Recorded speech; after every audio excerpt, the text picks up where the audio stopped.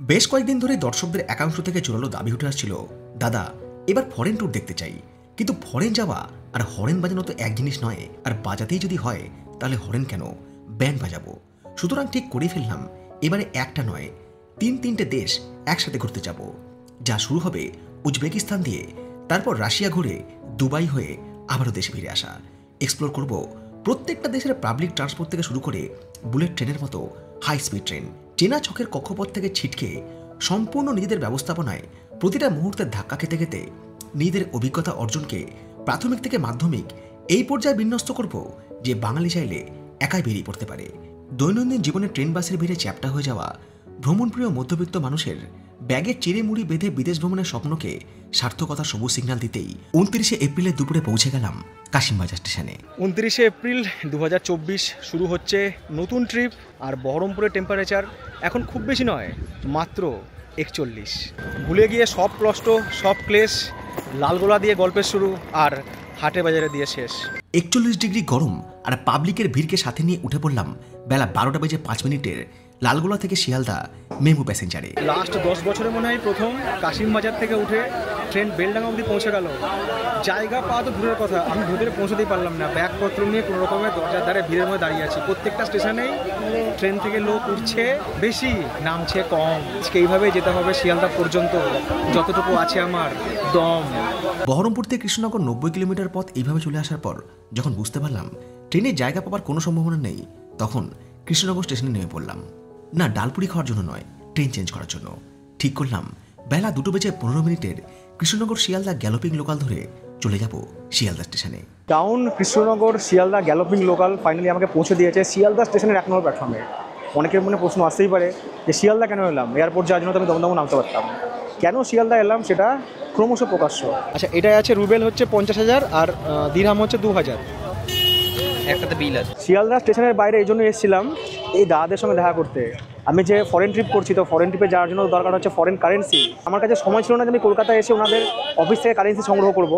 আমি ফোন করে সব বলে টলে দিয়েছিলাম, টাকা পয়সা পাঠিয়ে দিয়েছিলাম। তো ওনারা আমাকে অফিস থেকে এসে এই দেখুন এখানে কারেন্সি দিচ্ছে। আমরা দুজন যাচ্ছি, তো আমরা দুজনের হিসাব অনুযায়ী দুটো দেশের কারেন্সি আর কি নিয়ে যাচ্ছি। যারা আপনারা আগামী দিনে ফরেন ট্রিপ করবেন এবং যারা মানি এক্সচেঞ্জ করতে চাইছেন ঠিকঠাক রেটে, তারা কিন্তু ওনাদের সঙ্গে যোগাযোগ করতে পারেন। এর আগে আমি যখন থাইল্যান্ড গিয়েছিলাম ওনাদের অফিস থেকে আর কি কারেন্সি নিয়ে আর কি গিয়েছিলাম। সব কাজ শেষ করে যখন শিয়ালদা স্টেশন থেকে এয়ারপোর্টের পথে রওনা দিলাম, তখন বেলা ফুরিয়ে সন্ধে হয়েছে। পৌঁছে গেছি নেতাজি সুভাষচন্দ্র বোস আন্তর্জাতিক বিমানবন্দরে। আর এখন এই মুহূর্তে দমদমের টেম্পারেচার হচ্ছে 36 ডিগ্রি। চলুন সবাই মিলে প্রবেশ করি আমরা এয়ারপোর্টে। আমাদের ইন্টারন্যাশনাল ট্রিপ বলে কথা, আলাদাই excitement. Gate number 2B, domestic departure. এয়ারপোর্টের বাইরে এরকম কিওস্ক মেশিন রয়েছে। আপনাদের যে টিকিটটা রয়েছে সেই টিকিটটার বারকোডটা এখানে স্ক্যান করাতে হবে।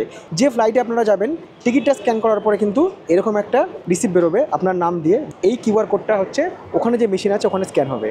আর এয়ারপোর্টের বাইরে কিন্তু এনারা রয়েছেন যারা কিন্তু আপনাদেরকে হেল্প করবে এই কাজটা করার জন্য। টিকিট সফট কপি অর্থাৎ মোবাইলে থাকলেই হবে, এবং সেই সাথে কিন্তু আপনাদের আই কার্ড অবশ্যই সঙ্গে নিয়ে আসবেন। মানে আগে যে সিকিউরিটি সবার দেখে দেখে চেক করতো, আধার কার্ড মেলাতো, টিকিট মেলাতো, যে সময় লাগতো, এটা কিন্তু এখন অনেক সময় কম লাগবে। মানে যাতে যাত্রীরা আর কি ফাস্টেস্ট এয়ারপোর্টে প্রবেশ করতে পারে। এয়ারপোর্টের টার্মিনালে প্রবেশ করার পর যেটা প্রথম কাজ সেটা হচ্ছে বোর্ডিং পাস নেওয়া। আর বোর্ডিং পাস সেখানেই পাওয়া যাবে যে সংস্থার ফ্লাইটে আপনারা যাচ্ছেন। পরপর সমস্ত বিভিন্ন সংস্থার ফ্লাইট রয়েছে, স্পাইস জেট রয়েছে, ইন্ডিগো রয়েছে, ভিস্তারা রয়েছে, এদিকে পরপর অনেক কিছু রয়েছে। এটা হচ্ছে দমদম এয়ারপোর্টে ভিস্তারার আর কি চেক ইন কাউন্টার, যেখানে আমার ব্যাগ ড্রপ করে দিলাম। আমার ওই ব্যাগটার ওজন হলো হচ্ছে 10 কেজি। 15 কেজি পর্যন্ত অ্যালাউ আছে, 10 কেজি ব্যাগের ওজন হলো। আর এই কাউন্টারে যারা ছিলেন তারা তো সবাই আমার দর্শক। আমি বললাম যে একটা কি উইন্ডো সিট পাওয়া যাবে? বললো হ্যাঁ, উইন্ডো সিট পাওয়া যাবে, এবং সিট নাম্বার হচ্ছে 11। সেই সাথেই বলবো যে ফ্লাইট কিংবা হোটেল বুক করার জন্য কিন্তু আমি ব্যবহার করি হচ্ছে উইগো অ্যাপস। কারণ উইগো অ্যাপস হচ্ছে গ্লোবাল ট্রাভেল ব্র্যান্ড, যেটা কিন্তু বিভিন্ন কারেন্সি এবং বিভিন্ন ল্যাঙ্গুয়েজে অ্যাভেলেবেল। বিশেষ করে ইন্টারন্যাশনাল ফ্লাইট কিংবা ইন্টারন্যাশনাল হোটেল বুক করার জন্য কিন্তু উইগো অ্যাপ হচ্ছে বেস্ট। ফ্লাইট বুকিংয়ের ক্ষেত্রে মেক মাই ট্রিপ, ইজি মাই ট্রিপ, গোয়াই বিবো, যে সমস্ত অ্যাপগুলো রয়েছে, এবার কোন অ্যাপ থেকে ফ্লাইট বুকিং করলে কোথাও ফ্লাইটের টিকিট সবচেয়ে কম পড়বে, সেটা ডোমেস্টিক হোক বা ইন্টারন্যাশনাল, সেটা কিন্তু সহজেই কম্পেয়ার করা যায় হচ্ছে উইগো অ্যাপের মাধ্যমে। এছাড়াও হোটেল বুকিংয়ের ক্ষেত্রে এয়ারবিএনবি, আগোডা, বুকিং.com, এই যে সমস্ত অ্যাপগুলো আছে, কোন অ্যাপ থেকে হোটেল বুক করলে হোটেল খরচ কম হবে সেটাও কিন্তু খুব সহজে কম্পেয়ার করে হোটেল বুক করা যায় উইগো অ্যাপের মাধ্যমে। এছাড়াও উইগো অ্যাপের নতুন ফিচার্স IRCTC ট্রেনের টিকিট বুকিং, ইভেন্ট বুকিং এবং ভিসা অ্যাপ্লিকেশন। ভিসা অ্যাপ্লিকেশনের জন্য কিন্তু উইগো অ্যাপ বেস্ট। আমি কিন্তু আমাদের এই ট্রিপে উইগো অ্যাপের মাধ্যমে কিন্তু আমাদের ভিসা বুক করেছি। তো উইগো অ্যাপের লিঙ্ক দেওয়া থাকলো আমার ভিডিও ডেসক্রিপশন বক্সে, আপনারা ডাউনলোড করে ব্যবহার করে কিন্তু আমাকে অবশ্যই একটা ফিডব্যাক দিবেন। অনেক দর্শক বন্ধুকে ফিডব্যাক দিয়েছেন, তাদের জন্য থ্যাংক ইউ। আপনি যে সঙ্গে বড় ব্যাগ ক্যারি করছেন সেই বড় ব্যাগ দিয়ে দিলেন হচ্ছে আপনার চেক ইন ব্যাগেজে, অর্থাৎ যেটা ফ্লাইটের পেটে যাবে। আর আপনার যে কেবিন ব্যাগে, সেই কেবিন ব্যাগেজের ওজন যেন 7 কেজির মধ্যে থাকে। পাওয়ার ব্যাংক বা ব্যাটারির যে সমস্ত আইটেম বা ইলেকট্রনিক্স যে সমস্ত আইটেম, সেগুলো কিন্তু সবসময় চেষ্টা করবেন হচ্ছে কেবিন ব্যাগে যাচ্ছে, মানে যে ব্যাগটা আপনার সঙ্গে যাবে, মানে আমার সঙ্গে যে ব্যাগটা ফ্লাইটে উঠবে সেই ব্যাগটাতে রাখার।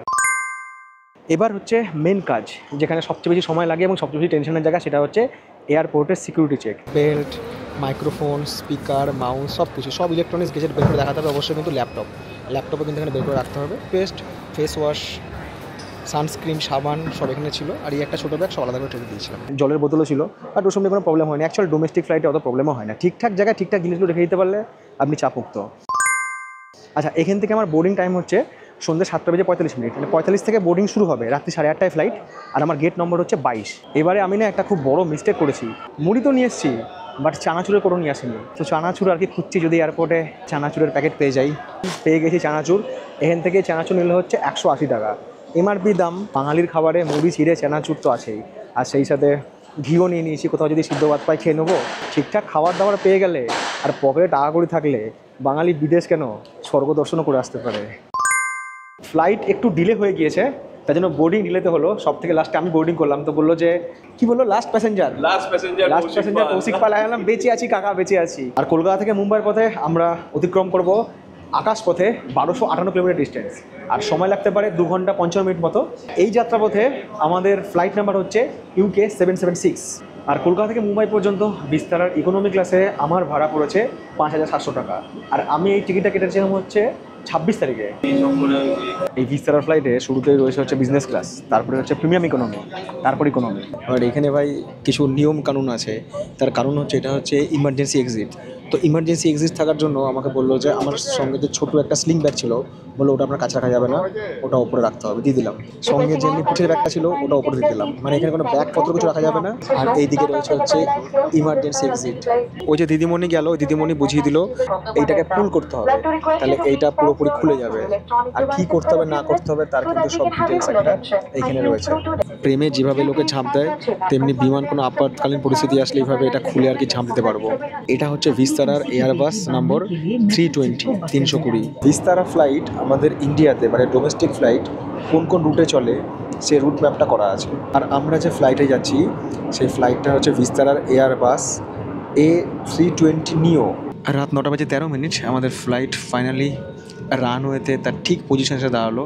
এবার flight start, Kolkata to Mumbai.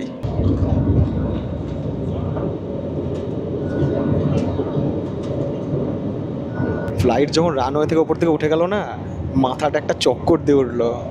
Window seat পেয়েও খুব একটা লাভ হলো না, কারণ এখানে উইংস রয়েছে, প্রপেলার রয়েছে, কাজেই কিছু দেখা যাচ্ছে না, বিশেষ করে আমাদের রাতের কলকাতা শহর। ফ্লাইট যেহেতু ফুল, আমি যখন ওয়েব চেক ইন করছিলাম, যেখানে সিট সিলেকশন করা যায়, আমি সিট সিলেকশনও করতে পারছিলাম না, একটাই সিট ফাঁকা ছিল। সিট নাই বললেই চলে এখানে, ফ্লাইট ফুল, তার জন্য মন মতো জায়গাও পায়নি। এখানে একটা ইউএসবি পোর্ট আছে ফোন চার্জ দেওয়ার জন্য। এখানে একটা সুন্দর ট্রে রয়েছে। মোবাইলটা এখানে প্লেস করে দিয়ে সিনেমা বা ভিডিও দেখা যেতে পারে। ফ্লাইটে কিন্তু ওয়াইফাই রয়েছে, বাট এই ওয়াইফাইটা এদের সার্ভারের সাথে কানেক্ট হবে। আর এখানে কিছু প্রি লোডেড অ্যাপ্লিকেশান, সিনেমা, বাচ্চাদের জন্য বিভিন্ন রকম এন্টারটেনমেন্ট জিনিসপত্র রয়েছে। আমার খুব প্রিয় সিনেমা ইশাক জাদে, বাহুবলী রয়েছে। আর সব থেকে যেটা ভালো লাগলো সেটা হচ্ছে এখানকার ম্যাপ। এই ম্যাপ জিনিসটা এত সুন্দর দেখুন।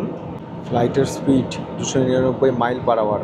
কলকাতা থেকে মুম্বাইয়ের পথে ভিস্তারা এয়ারলাইন্সের এই ফ্লাইটে টিকিটের দামের সঙ্গেই ফুডও ইনক্লুড ছিল। এরকম 3টে উডেন স্পুন রয়েছে, কুচকি একটা জলের বোতল রয়েছে, বোতলটা দেখতে বেশ কিউট। একটা এরকম বাটার রয়েছে, এইরকম একটা পাউরুটির মতো আইটেম দিয়েছে। টুকটাক খাবারের সাথে মেজর আইটেম বলতে ভাত, ডাল, চিকেন আর পায়েস। প্রত্যেকটা খাবারের টেস্ট খুবই ভালো ছিল। পায়েসটা কিন্তু বেশ ভালো খেতে, বাট খাবারগুলো কিন্তু খুব গরম এবং টেস্টি। খাওয়া দাওয়ার পর সম্পূর্ণ হয়ে যাওয়ার পর যে বিমান সেবিকা ম্যাডাম রয়েছেন তিনি বললেন, would you like sir tea or coffee? আনলাম কফি দিয়ে গেল, সেই সাথে ক্রিমার আর হচ্ছে সুগার, মানে এটা আর কি বানিয়ে নিতে হবে। ফ্লাইট জার্নি করতে করতে যে হিসু পাবে না সেটা তো হতে পারে না, পেতেই পারে। এই হচ্ছে বেসিন, এটা প্রেস করলে জল পড়ে, এখান দিয়ে ঠান্ডা হাওয়া আসছে।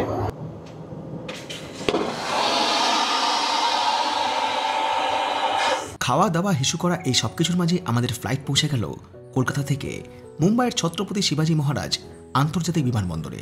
আর ফ্লাইট যখন ল্যান্ড করেন না, চারটে কাজ করতেই হয়। প্রথমত এই যে উইন্ডশিল্ড, এটা আমরা অনেক সময় বন্ধ করে রাখি রোদ আসে বলে, এটাকে খুলে রাখতে হবে। ফ্লাইটের যে সিট, সেটাকে আমরা অনেক সময় পুশ ব্যাক করে নিই, সেটাকে সোজা করে নিতে হবে। তারপরে এই যে সামনে ট্রে থাকে, সেই ট্রেটাকে অবশ্যই লাগিয়ে দিতে হবে এবং সেই সাথে সিট বেল্ট অবশ্যই পরে দিতে হবে। এই চারটে জিনিস করতে হবে, কারণ এয়ার হোস্টেস ম্যান আপনার এসে কিন্তু চেক করবে যে চারটে কাজ আপনি করেছেন কিনা। মুম্বাই আমাদের পৌঁছানোর কথা ছিল রাত্রি 11:30, বাট এখন টাইম হচ্ছে রাত্রি 11:46। ওই 16 মিনিট মতো দেরি করেছে ফ্লাইট আমাদের, 16 মিনিট লেটেই ছেড়েছিল। আর নামার সময় যেন ফ্লাইটটা পুরো ভেসে যায়।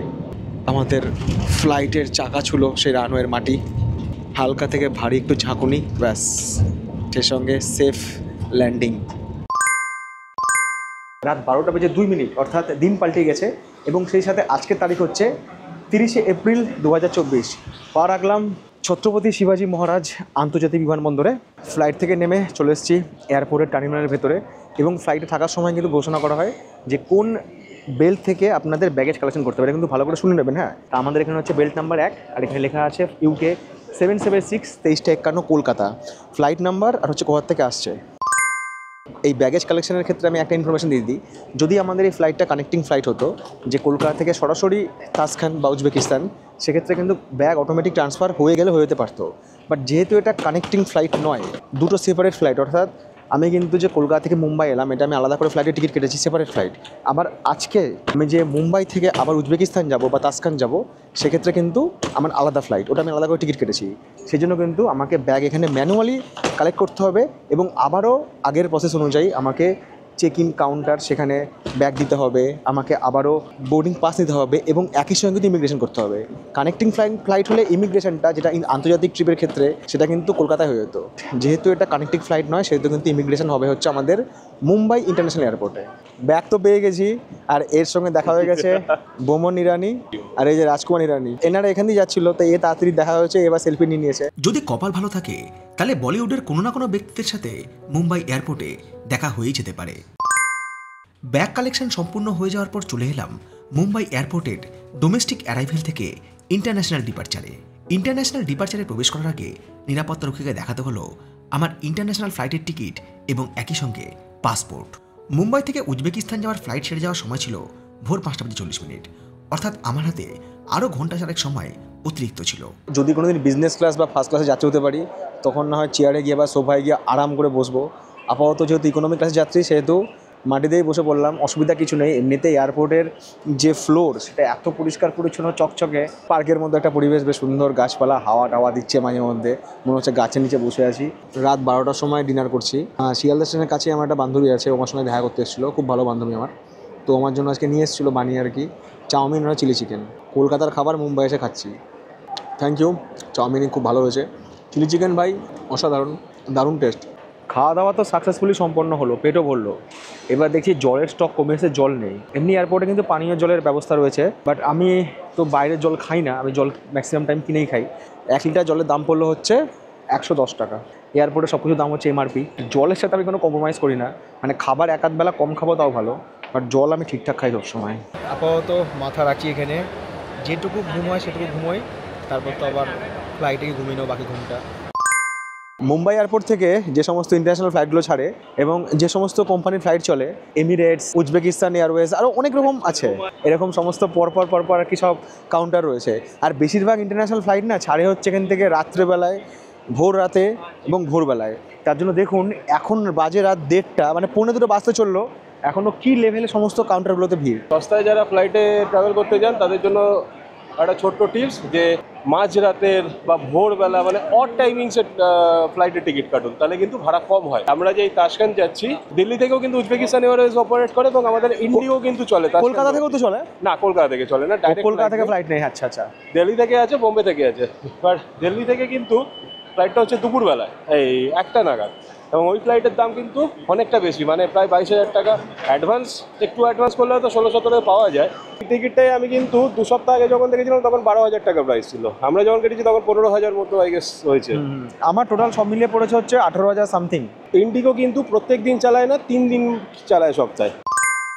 যেদিনকে ইন্ডিগো এবং উজবেকিস্তান এয়ারওয়েজ দুটো ফ্লাইটই যেদিন একদিনে আছে, সিমিলার ডে দেখবেন, সেই দিনকে কী হয়, উজবেকিস্তান এয়ারওয়েজের ভাড়া একটু কমে যায় সেদিনকে, যেহেতু কম্পিটিশনের মার্কেট। ইন্ডিগোর ভাড়াও কিন্তু ওরকমই থাকে মোটামুটি, মানে অ্যারাউন্ড 12-13 হাজার মতো ধরে নিতে পারেন এখান থেকে ভাড়া। আর ফ্লাইট বুক করার সময় কিন্তু স্পেশালি উজবেকিস্তান এয়ারওয়েজের মানে টিকিট যদি বুক করেন, একবার চেক করে নেবেন যে আপনার লাগেজ ইনক্লুডেড রয়েছে কিনা। কারণ সস্তা ফ্লাইট টিকিট অনেক সময় পাওয়া যায়, কিন্তু সেটাতে শুধু হ্যান্ড ব্যাগেজ থাকে। আর ইন্ডিয়ার বাইরে যখন ঘুরতে যাচ্ছেন শুধু হ্যান্ড ব্যাগেজ 7 কিলোতে আমার মনে হয় না কাজ হবে, একটু বেশি লাগেজ কিন্তু লাগবে, যেটা চেক ইন ব্যাগেজ হয়। ওটা কিন্তু একবার মানে খুব ভালো করে চেক করে এটা নেবেন। আমি কিন্তু আগেও বলেছিলাম যে ইন্টারন্যাশনাল হোক কিংবা ডোমেস্টিক, যখন ফ্লাইট আপনারা বুক করছেন সেখানে কিন্তু ব্যাগেজ পলিসি আপনারা অবশ্যই দেখবেন। সেখানে দেখবেন হয়তো 7 কেজি পর্যন্ত কেবিন ব্যাগেজ অ্যালাউ আছে, মানে যেটা আপনি সাথে নিয়ে যাবেন। চেক ইন ব্যাগেজ সেটা কিন্তু নেই। তো সব কিছু কিন্তু দেখে আপনারা ফ্লাইটের টিকিটটা বুক করবেন।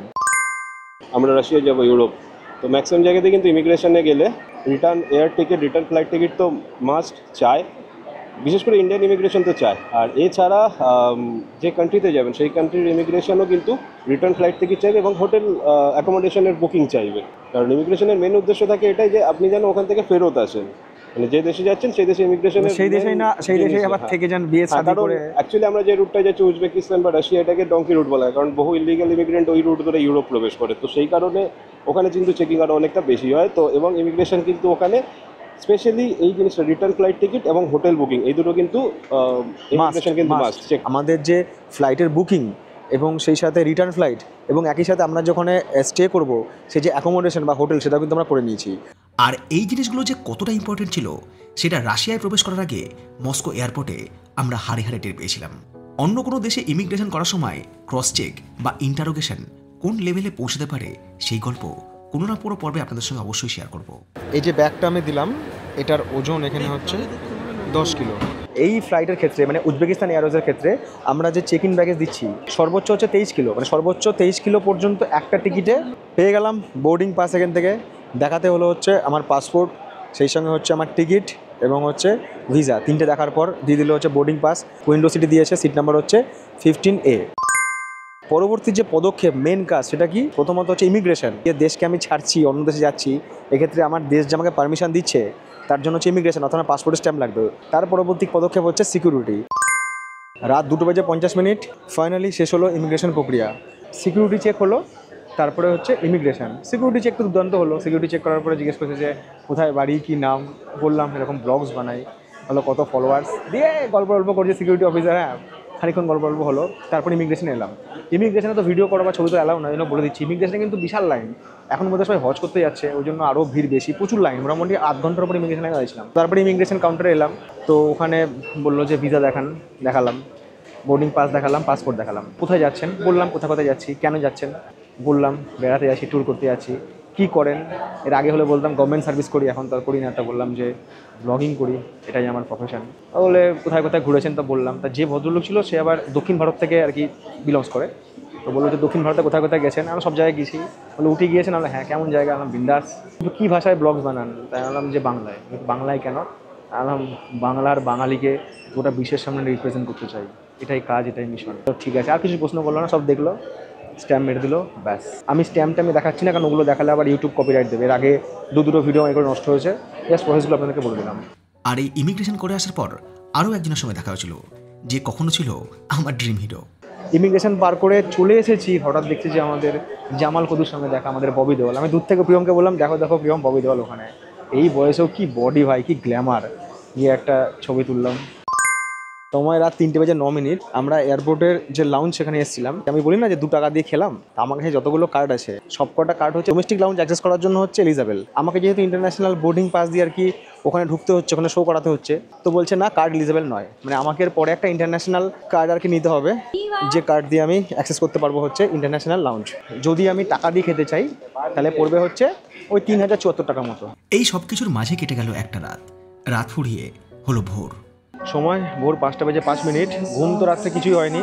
অ্যানাউন্সমেন্ট শুনলাম যে উজবেকিস্তান এয়ারওয়েজের যারা যাত্রী তারা চলে আসুন গেট নাম্বার 69B এর কাছে। এটা হচ্ছে গেট নাম্বার 69B, যেখান থেকে আমাদের বোর্ডিং হবে আমাদের পরবর্তী ফ্লাইটে। যে ফ্লাইট ধরে আমরা যাবো হচ্ছে এখান থেকে উজবেকিস্তান বা তাসকান্ড। বোর্ডিং কাউন্টার, সেখানে দেখলো হচ্ছে আমার বোর্ডিং পাস এবং সেই সাথে হচ্ছে পাসপোর্ট। বোর্ডিং পাসটা স্ক্যান করলো, একটা পার্ট ওরা নিয়ে নিল, একটা ছোটো পার্ট আমাকে দিয়ে দিল। বোর্ডিংয়ের গল্প শেষ। এবার এই এরো ব্রিজ দিয়েই চলে যাবো একদম ফ্লাইটের দরজায়। আর মুম্বাই থেকে তাসকান্ডের পথে এরিয়াল ডিস্টেন্স কভার করব প্রায় 2494 কিলোমিটার। আর এই 2494 কিলোমিটার যাত্রাপথ অতিক্রম করতে আমাদের ফ্লাইটের সময় লাগতে পারে অ্যাপ্রক্স 4 ঘন্টা মতো। ইন্ডিয়ান টাইম জোন থেকে এরপরে প্রবেশ করবো হচ্ছে উজবেকিস্তান টাইম জোনে, এবং উজবেকিস্তানের যে সময়সীমা বা টাইম জোন সেটা কিন্তু আমাদের ইন্ডিয়ার থেকে আধ ঘন্টা পিছিয়ে। ফ্লাইট পুরোপুরি ফুল, আর এই ফ্লাইটে কিন্তু আমরা দুজন ছাড়াও আরও বেশ কিছু বাঙালি রয়েছে, মাঝে মধ্যে আওয়াজ করতে পারছি। সময় সকাল 5:15, দ্বিতীয়বারের জন্য বোর্ড করলাম আরও একটা ফ্লাইটে, উজবেকিস্তান এয়ারওয়েজের ফ্লাইট। এখানে আমার সিট হচ্ছে 15A সিট, যেখানে লেখা রয়েছে উজবেকিস্তান এয়ারওয়েজ। কুশন বেশ ভালো, বেশ সফট আছে, লেগ রেস্ট যেটা দরকার যেহেতু ঘন্টা 4 ফ্লাইট। এখানে একটা বাস্কেট মতো রয়েছে, জলের বোতল রেখে দিয়েছি। এটা হচ্ছে আমাদের ফ্লাইটের অ্যাকচুয়াল ডিরেকশন, আমরা কোথার থেকে কোথায় যাব। টাইম 5:39, আমাদের ফ্লাইটের চাকা গড়ালো। খুব মারাত্মক আসছে, আমি টেক অফের পরে ঘুমিয়ে যাবো, একটুও ঘুমাইনি।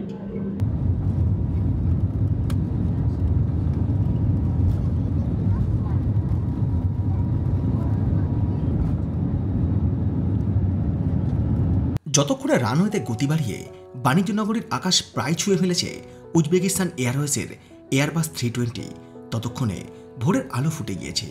ক্রমশ ফ্লাইটের উচ্চতা বৃদ্ধি পেতেই নিচে সব দৃশ্য হলো অদৃশ্য, আর ঘণ্টাখানেকের জন্য আমিও চলে গেলাম ঘুমের দেশে।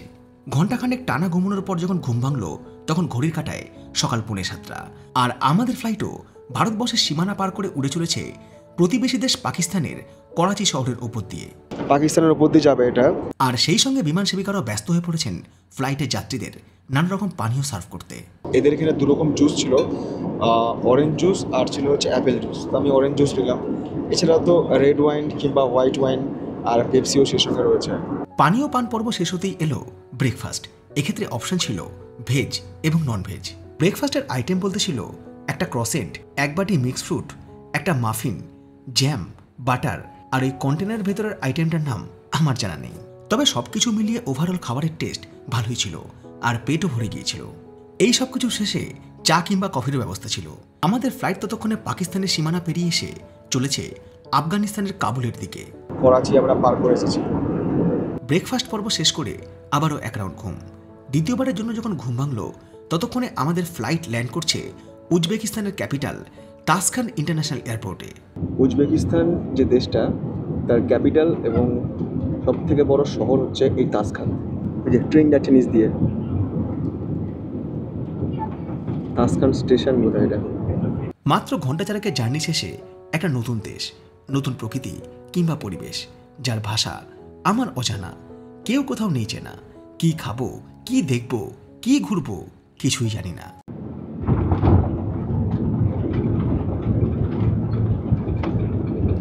তাসখান ইন্টারন্যাশনাল এয়ারপোর্ট, উজবেকিস্তান।